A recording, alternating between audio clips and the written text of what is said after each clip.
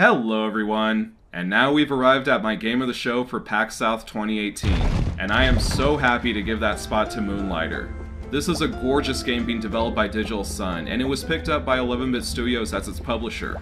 If you haven't figured it out by now, 11-Bit Studios seems to have a knack for finding these great pixel artists who have amazing talent, and Moonlighter proves that they could back it up with good gameplay. This game is a dungeon crawler which includes shopkeeping mechanics. The game seeks to answer the question of how do shopkeepers get those items that they sell you in other games.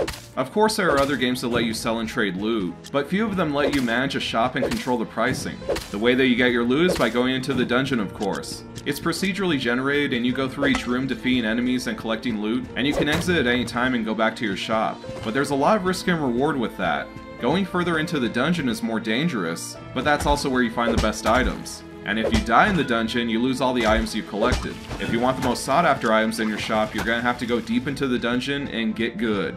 You would think that the shop mechanic in a game like this would be a gimmick, just something added to set it apart from other dungeon crawlers. But that mechanic actually does give some incentive that drives the gameplay forward. You begin to feel like a mercenary. You're not in it for the glory, you're there to get the best loot and get paid.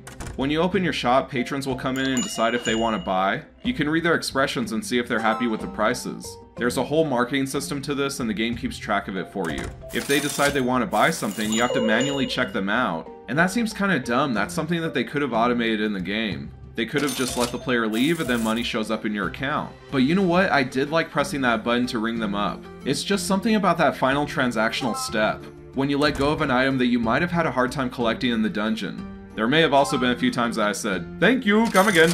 I felt that the menus used to manage your inventory were a little bit difficult to use at first. The buttons just weren't placed where I expect them to be. But like adapting to a new smartphone, once you figure it all out, it all starts to make sense and then you're a complete whiz at it. Now interestingly, your character doesn't level up in this game. Instead, you just upgrade your weapons and equipment. You do this by finding or buying the correct materials to craft an upgrade. Now of course, to craft the best equipment, you need the best materials, which means you'll be going deeper into the dungeon and fighting harder enemies. A lot of times I would go into the dungeon with like 2 shopping lists. One for myself of things that I want to find so I can upgrade, and then another set of things I look out for just because it fetches a high price.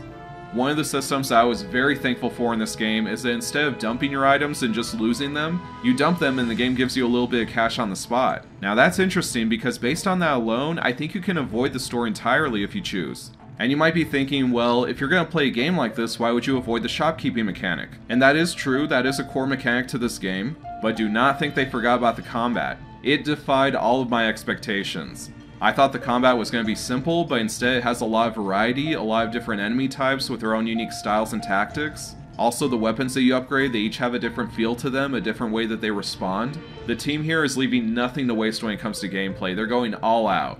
Their game has wowed me already, and I've only been to one dungeon. I cannot wait to see what the others are like. This game does everything so well, it's hard to find areas where they can improve.